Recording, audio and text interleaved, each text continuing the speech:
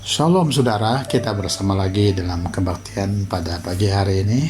Puji Tuhan sebab Tuhan itu terlalu baik kepada kita semua. Kasih sayangnya sungguh amat besar dan luar biasa. Tidak terkira dalamnya kasih Tuhan kepada kita.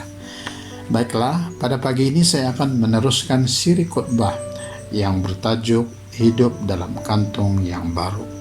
Dan pagi ini subtema yang saya ingin sampaikan ialah diberkati tetapi tidak koyak, di mana saya akan membawakan kepada saudara prinsip-prinsip untuk bagaimana hidup dalam kantung yang baru, yaitu hidup yang diberkati tetapi hidup kita tidak koyak ataupun tidak binasa. Jadi minggu lalu kita sudah belajar dari Matius pasal 9 ayat 17 bahwa Tuhan itu mau memberkati kita dengan 3 berkat yang besar.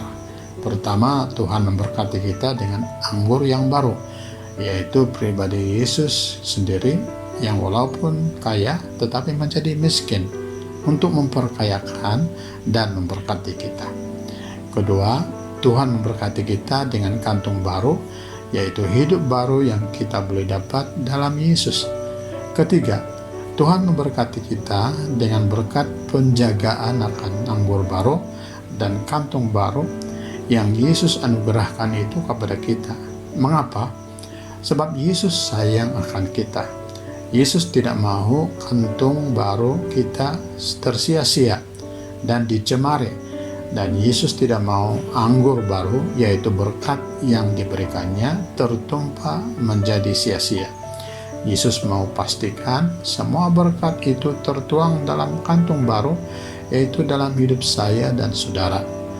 Kesimpulannya ialah Yesus mau memberkati kita.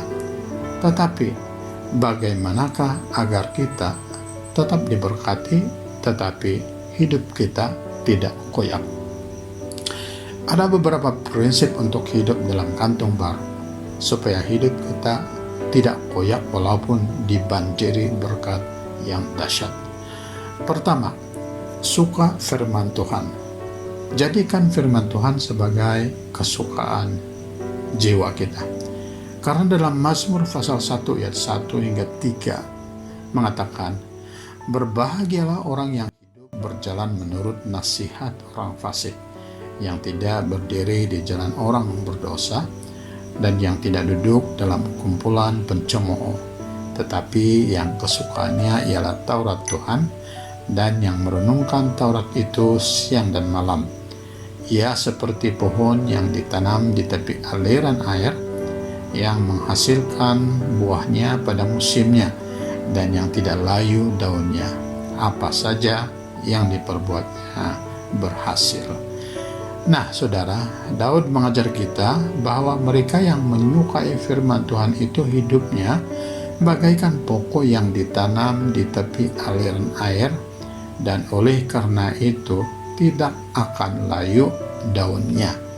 Saudara, masalah kita ini ialah kita punya iman dan kerohanian pandai layu. Pada masa kita mengalami keadaan layu atau kelayuan, itu hidup kita menjadi malas berdoa, malas melayani, hidup menjadi kurang berdaya saing, dan lebih teruk lagi mulai berjinak-jinak dalam dosa. Dulu benci dosa, tetapi karena kerohanian layu, maka sekarang suka berbuat dosa.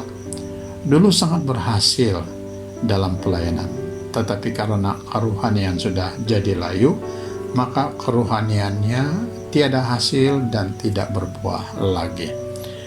Tetapi jika kita suka firman Tuhan, maka kerohanian kita akan menjadi sentiasa segar bagaikan daun pokok itu yang tidak layu daunnya, kata firman Tuhan. Jadi kita harus belajar menyukai firman Tuhan, sebab jika firman Tuhan memenuhi jiwa kita, maka hidup kita akan menjadi segar, berseri-seri senantiasa. Hidup kita akan sentiasa mengalami kekuatan baru dari firman Tuhan itu. Saudara, tubuh rohani kita bukan saja layu, malah akan menjadi kurus kering lalu mati jika kita tidak menyukai firman Tuhan. Sebab firman Tuhan itu merupakan makanan rohani kita. Sebab dalam Matius pasal 4 ayat 4 mengatakan, tetapi Yesus menjawab, ada tertulis, manusia hidup bukan dari roti saja, tetapi dari setiap firman yang keluar dari mulut Allah. Jika kita hidup dalam kantong baru, saudara, itu adalah hidup dalam kepenuhan berkat Tuhan. Itu berarti kita boleh dapat apa saja yang kita mau. Mau perlu apa, pasti dapat. Mau makan apa, pasti dapat. Mau makan nasi kayu kandar, McDonald, KFC, dan sebagainya, itu mudah dicari dan mudah didapatkan. Sebab hidup kita diberkati. Tetapi makanan firman Tuhan mesti ada dalam menu harian kita. Sebab makanan jasmani cuma mengenyangkan perut, tetapi firman Tuhan mengenyangkan, menguatkan, dan menyegarkan tubuh rohani kita. Orang yang kaya, yaitu orang yang diberkati, selalunya akan menjadi tumpuan dan rebutan orang dalam pemilihan pasangan. Lebih-lebih lagi, saudara, kalau sudahlah diberkati dengan harta kekayaan, malah mempunyai rupa yang kacak dan penampilan yang meyakinkan. Orang di sekeliling akan tergila-gila memiliki Anda. Mereka tidak kira Anda sudah kawin, punya istri, punya anak, atau tidak.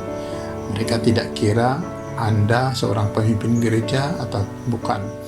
Mereka tidak kira Anda pemimpin kebaktian, penari rebana di gereja. Semua itu mereka tidak kira. Yang penting bagi mereka ialah mereka mahu memiliki Anda dengan menggoda saudara supaya saudara suka kepada mereka. Tetapi jika kita suka firman Tuhan, maka hidup kita tidak koyak. Kita tidak akan terpengaruh oleh godaan dan desakan mereka itu. Sebab jiwa kita penuh dengan pengetahuan firman Tuhan. Masih ingat bagaimana Yesus menentang godaan iblis di padang gurun ketika dia berpuasa? Yesus tidak lari menghadapi iblis itu. Yesus tidak main tombak lawan iblis. Yesus secara mudah telah menantang godaan iblis itu dengan firman Tuhan. Demikianlah halnya jika kita suka firman Tuhan. Hidup kita pasti tidak akan koyak, walaupun kita dicobai oleh iblis dan dicobai oleh orang-orang yang mahu memiliki saudara. Jadi, sukailah firman Tuhan. Jadikanlah firman Tuhan menu utama harian kita, membaca dan merenungkannya setiap hari. Jika demikian, kita akan diberkati, tetapi hidup kita tidak akan koyak. Kedua, rela mengalami pemangkasan rohani. Sebab hidup yang diberkati itu, saudara, tidak akan menjamin ketenangan hidup selagi kita tidak rela mengalami pemangkasan rohani. Yohanes 15 ayat 1 dan 2 mengatakan, Akulah pokok anggur yang benar dan Bapa pula pengusahanya.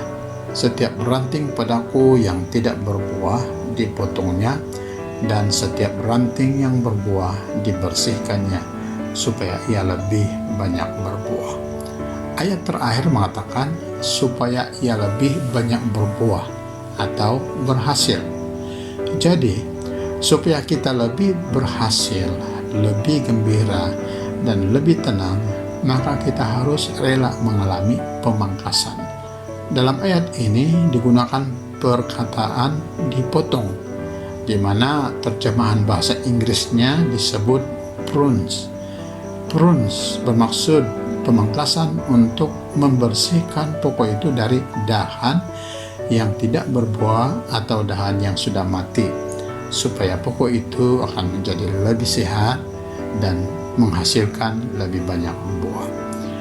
Demikianlah juga hidup kita harus mengalami pruning atau pemangkasan untuk pembersihan segala tabiat yang tidak baik tabiat yang membawa bencana, tabiat yang mengoyakkan hidup kita harus dipangkas, saudara. Sebab Tuhan mau kita bukan saja diberkati, tetapi hidup dalam kepenuhan kekudusannya. Segala sifat dan keinginan daging perlu dipangkas habis-habisan. Sebab Galatia pasal 5 ayat 17 sampai 21 mengatakan, sebab keinginan daging berlawanan dengan keinginan roh, dan keinginan roh berlawanan dengan keinginan daging, karena keduanya bertentangan, sehingga kamu setiap kali tidak melakukan apa yang kamu kehendaki. Akan tetapi jikalau kamu memberi dirimu dipimpin oleh roh, maka kamu tidak hidup di bawah hukum Taurat. Perbuatan daging telah nyata, yaitu percabulan, kecemaran, hawa nafsu, penyembahan berhala, sihir, perseteruan, perselisihan, iri hati, amarah, kepentingan diri sendiri, percideraan, roh pemecah, kedengkian, kemabukan, pesta pora, dan sebagainya. Terhadap semuanya itu kuperingatkan kamu, seperti yang telah kubuat dahulu, bahwa barang siapa melakukan hal-hal yang demikian, ia tidak akan mendapat bagian dalam kerajaan Allah.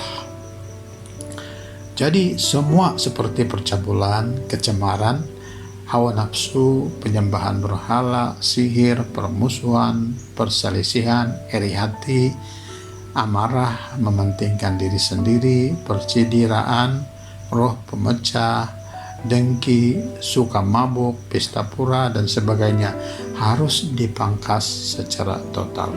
Sebab semua karakter, semua sifat tersebut akan membuatkan hidup kita koyak dan menjadi musnah dalam kantung yang baru. Sebaliknya, haruslah kita hidup sesuai dengan buah roh Allah. Sebab kita sudah diberikan kantung baru, yaitu hidup baru oleh Tuhan. Maka dengan itu kita harus hidup sesuai dengan buah roh Allah itu. Nah, apakah buah roh Allah itu? Galatia pasal 15 ayat 22 hingga 23 mengatakan, tetapi buah roh ialah kasih, sukacita, damai sejahtera, kesabaran, kemurahan, kebaikan, kesetiaan, kelemah lembutan, penguasaan diri. Tidak ada hukum yang menentang hal-hal itu. Saudara, ada seorang pelancong mendaki Gunung Kinabalu. Dari permulaan pendakian, dia sudah merasa semacam ada batu kecil dalam kasutnya yang membuatkannya tidak selesa untuk berjalan. Tetapi karena kemalasan, maka dia membiarkannya tanpa membuang batu tersebut. Lama-kelamaan dia merasa kakinya bertambah sakit. Bila dia buka kasut dan dia mendapati telapak kakinya sudah luka besar dan tidak boleh berjalan lagi. Akhirnya dia berhenti mendaki dan gagal mencapai puncak Gunung Kinabalu. Demikian halnya saudara dengan kita. Jika kita tidak keluarkan atau tidak pangkas tabiat buruk, tabiat dosa, maka lama-kelamaan itu akan mengoyakkan seluruh hidup kita. Dan kita akan menjadi gagal mencapai Gunung Sion, gunung keselamatan kita itu. Oleh itu saudara, relakan diri untuk mengalami pruning, yaitu pemangkasan, pembersihan rohani dan jiwa kita. Kenal pastikan apa tabiat yang jahat yang masih ada dalam hati dan pikiran kita. Kalau sudah kenal pasti, maka ambillah langkah untuk memangkaskannya dengan segera. Sebab dengan demikian barulah kita boleh berkenan untuk hidup dalam kantung baru itu, di mana kita akan diberkati tetapi tidak akan koyak. Ketiga, tinggal dekat dengan Tuhan. Sebab kalau kita dekat dengan Tuhan, maka hidup kita tidak akan koyak, walaupun kita diberkati secara berlimpah-limpah.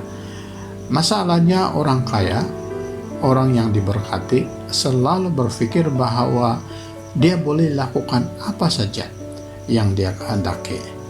Dia pikir dia boleh lakukan itu dan ini dengan jayanya. Tetapi Yohanes 15 ayat 5 mengatakan, "Akulah pokok anggur dan kamulah ranting-rantingnya. Barang siapa tinggal di dalam aku dan aku di dalam dia, ia berbuah banyak. Sebab di luar aku kamu tidak dapat berbuat apa-apa." Perhatikan ayat terakhir itu di mana dikatakan, "Di luar aku kamu tidak dapat berbuat apa-apa," kata Yesus. Saudara, maksudnya ialah kita boleh mengupah seorang dokter terbaik untuk merawat sakit kita dengan berkat harta kekayaan yang kita ada. Tetapi kita tidak boleh berbuat apa-apa untuk kesembuhan dan kelangsungan nyawa kita, melainkan hanya Tuhan saja yang mampu. Sebab Tuhan yang memegang nyawa kita. Dia boleh ambil balik nyawa kita pada bila-bila masa yang Dia kehendaki. Tetapi orang yang dekat dengan Tuhan, dia akan mengalami pertolongan Tuhan. Sebab jika dekat dengan Tuhan, maka kita boleh berbuat apa saja. Kita boleh berdoa untuk kesembuhan dan kita akan sembuh. Kita boleh berdoa untuk kejayaan dan kita akan berjaya. Kita boleh berdoa untuk kelanjutan nyawa kita dan kita akan menerimanya. Sebab hidup kita tinggal dekat dengan Tuhan. Malah kita boleh berbuat seperti apa yang Yesus lakukan jika kita percaya kepada Tuhan Yesus. Sebab Yohanes 14 ayat 12 mengatakan, "Aku berkata kepadamu, sesungguhnya barang siapa percaya kepadaku, ia akan melakukan juga pekerjaan-pekerjaan yang aku lakukan. Bahkan pekerjaan-pekerjaan yang lebih besar daripada itu," kata Tuhan Yesus. Jadi jika kita tinggal dekat dengan Yesus, maka kita boleh berbuat apa saja yang baik, yang rohani bagi kemuliaan Tuhan kita. Saudara, kita perlukan kudrat dan zat ilahi untuk sentiasa mengalir dalam hidup kita, supaya kualiti kantung baru hidup kita sentiasa sejajar dengan kualiti yang telah ditetapkan kerajaan surga kepada kita. Kita perlukan pewahyuan setiap masa dari Tuhan, supaya standar kantung baru hidup kita akan sentiasa utuh derajatnya, kekal sama dengan derajat kantung baru yang telah ditebus Kristus atas kayu salib bagi kita. Oleh karena itu, kita perlu sentiasa tinggal dekat dengan Tuhan, agar kita mengalami aliran kudrat dan zat ilahi itu. Sebab kalau kita tinggal dengan seorang penjahat, maka lama-kelamaan kita akan menjadi penjahat. Jika kita tinggal dengan orang yang kaki botol, maka lama-kelamaan kita akan menjadi kaki botol. Sebab kita tinggal bersama mereka. Jadi kita sentiasa akan mendapat pengaruh dan aliran kejahatan mereka ke dalam diri kita. Karena kita tinggal dengan mereka, maka kita sentiasa mendownload kegiatan jahat melalui perbuatan dan percakapan mereka yang akan menyebabkan hidup kita menjadi koyak. Tetapi jika kita tinggal dekat dengan Yesus, maka kita dapat mendownload hal-hal ilahi, hal-hal kemuliaannya, hal-hal kekudusannya, hal-hal kebaikannya, hal kuasanya yang akan membuatkan kita walaupun diberkati secara berlipat kali ganda, namun hidup kita tetap tidak akan koyak. Sebab kekuatan, keberhasilan, dan kehidupan ranting itu ada pada pokok anggur itu sendiri, yaitu Tuhan Yesus Kristus. Kalau ranting itu ditanggalkan dari pokoknya, maka ranting itu akan mati dan hidupnya akan koyak. Demikian halnya kalau hidup kita ditanggalkan daripada Kristus, maka kita akan mati, sebab kita tidak akan mengalami pewahyuan yang baru. Kita tidak mengalami aliran zat ilahi yang kita perlukan untuk hidup setiap hari. Oleh karena itu, saudara, tinggal dekatlah dengan Yesus. Tetap melekat pada pokok anggur yang benar, yaitu Tuhan Yesus. Jika demikian, Anda boleh mengalami berkat yang banyak, tetapi hidup Anda tidak akan koyak. Kita sudah mendengar firman Tuhan pada pagi hari ini, yaitu prinsip-prinsip yang mengajarkan kita supaya walaupun kita diberkati secara luar biasa, tetapi hidup kita tidak akan koyak. Yang pertama ialah kita mesti suka firman Tuhan. Prinsip yang kedua ialah kita rela mengalami pemangkasan rohani. Prinsip yang ketiga dan terakhir ialah kita harus tinggal dekat dengan Tuhan. Haleluya. Saya berharap firman Tuhan ini menjadi rema yang memberkati saudara pada hari ini. Mari kita berdoa bersama. Ya Allah Bapa kami di surga yang kami kenal di dalam nama Tuhan Yesus. Terima kasih ya Bapa, karena Engkau begitu baik kepada kami. Pada masa kami memerlukan Engkau sentiasa ada bagi kami. Kami doakan Bapa untuk firman Tuhan ini, supaya Ia akan mengubah kehidupan kami. Prinsip-prinsip yang penting supaya kami hidup dalam kantong yang baru, supaya walaupun kami diberkati secara berlipat kali ganda, tetapi hidup kami tidak koyak. Oleh itu ya Tuhan, jamahlah hati kami pada pagi hari ini, supaya kami menjadi suka akan firman-Mu dan merenungkan firman-Mu setiap hari. Jamahlah hati kami ya Bapa, supaya kami dapat merelakan Roh Kudus-Mu, Tuhan sendiri, untuk melakukan pemangkasan rohani, pembersihan rohani di dalam jiwa dan kehidupan kami. Jamahlah hati kami ya Bapa, supaya kami sentiasa dapat mengambil keputusan untuk tinggal dekat dengan Engkau, supaya kami dapat mengalami segala wahyu, segala aliran berkat-Mu, aliran zat ilahi, kuasa-Mu, urapan-Mu yang kami perlukan di dalam kehidupan kami. Terima kasih ya Bapa. Saya juga berdoa untuk jemaat-Mu, anak-anak-Mu yang sekarang ini sedang mengalami musibah, sakit penyakit, dan masalah keuangan dan masalah keluarga. Saya berdoa Engkau lawat mereka hari ini ya Tuhan, supaya segala masalah pergumulan mereka akan Engkau tarik keluar dari kehidupan mereka. Terima kasih Tuhan Yesus Kristus. Engkau memberkati kebaktian kami ini, kebaktian online kami ini Tuhan, hari ini dan masa-masa akan datang, tetap menjadi berkat bagi kemuliaan nama-Mu. Di atas dan di dalam nama Tuhan kami Yesus Kristus, kita katakan bersama, amin.